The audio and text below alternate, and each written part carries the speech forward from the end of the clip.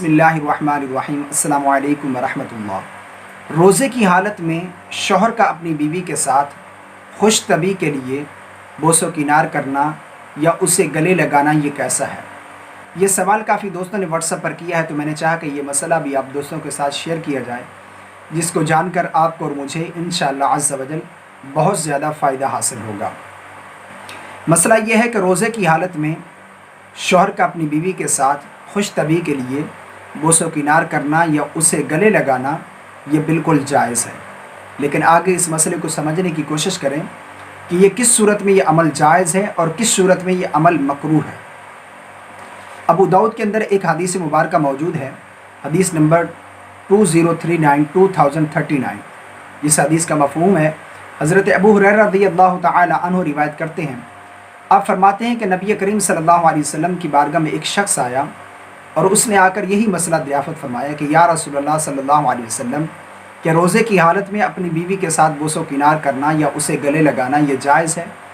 तो हज़रत अबू हुरैरा फरमाते हैं कि आप सल्लल्लाहु अलैहि वसल्लम ने उसे रुख्सत अता फरमा दी कि तेरे लिए इस मामले में रुख्सत है। हज़रत अबू हुरैरा फरमाते हैं फिर एक दूसरा शख्स आया, उसने भी यही मसला पूछा, तो आप सल्लल्लाहु अलैहि वसल्लम ने उसे मना फरमा दिया कि तेरे लिए इस मामले में रुख्सत नहीं है, तेरे लिए ये अमल करना जायज़ नहीं है। यानी रोज़े की हालत में तेरे लिए बीवी के साथ बोसो किनार करना या उसे गले लगाना ये जायज़ नहीं है। हज़रत अबू हुरैरा फरमाते हैं कि आपने जिसे रुख्सत अता फरमाई वो बूढ़ा था, उसकी उम्र काफ़ी थी, वो बूढ़ा था जिसे रुख्सत अता फरमाई कि तू अपनी बीवी को गले भी लगा सकता है, उसे बोसो किनार भी कर सकता है। लेकिन फरमाया कि जिसे आपने मना फरमाया वो नौजवान था।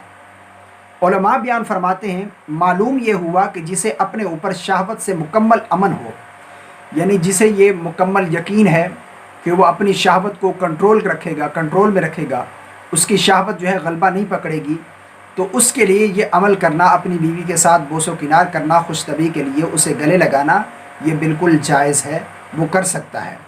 लेकिन जिसे ये अंदेशा हो कि उसकी शहवत जो है वो गलबा पकड़ जाएगी और वो इससे जिमा में मुब्तला हो जाएगा या फिर उसे इंजाल हो जाएगा, तो उसके लिए ये अमल करना ये मकरूह है।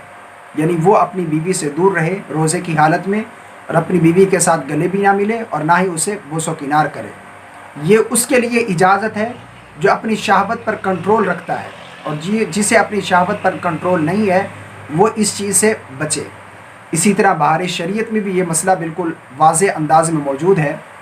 बहार शरीयत में रोज़े के मकरूहात का बयान है कि औरत का बोसा लेना और गले लगाना और बदन छूना मकरूह है, जबकि ये अंदेशा हो कि इंजाल हो जाएगा या फिर वो जिमा में मुब्तला होगा। अब आगे भी इस मसले को समझें कि अगर किसी शख्स ने यह अमल कर लिया, यानी रोज़े की हालत में अपनी बीवी के साथ बोसो किनार किया या उसे गले लगाया, इस सूरत में उसे इंजाल हो गया, शहवत हुई और उसे इंजाल हो गया, तो फिर उसका रोज़ा फासिद हो जाएगा, रोज़ा टूट जाएगा।